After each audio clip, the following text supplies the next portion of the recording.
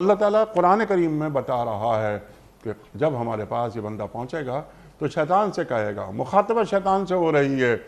مشرق اور مغرب کا فاصلہ کاش میرے اور تیرے درمیان ہوتا۔ اللہ تعالیٰ نے یہاں مشرق اور مغرب کیا صرف ایک محاورتاً بیان کیا ہے کہ اتنا بودھ ہوتا مجھ میں اور تجھ میں، یا یہ یہاں کوئی خاص بات اللہ بیان کرنا چاہ رہا ہے؟ دیکھیں، اصل بات تو مفسرین نے جہاں پہ لکھی ہے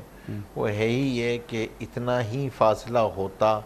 میں نے تیری بات ہی نہ سنی ہوتی، جیسے مشرق میں رہنے والے کو مغرب کی بات نہیں، مغرب میں رہنے والے کو مشرق کی بات نہیں۔ اس زمانے میں یہ بنیادی طور پہ تو فاصلے ہی سے تعبیر کی گئی ہے۔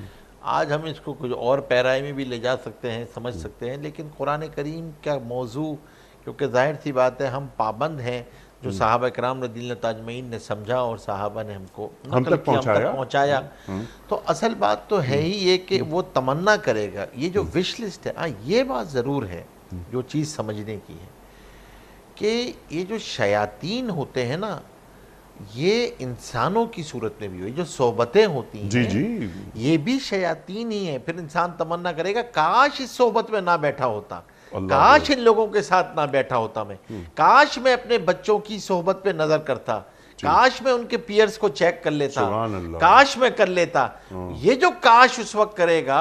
اور پھر اس وقت جو تمنائیں کرے گا، قرآن کریم نے اس کو ذکر کیا ہے کہ وہاں جا کے ان سب کو کہے گا تمہاری وجہ سے میں یہاں پہنچوں گا، تمہاری وجہ سے نہیں، تم اپنے کرتوتوں سے پہنچے ہو،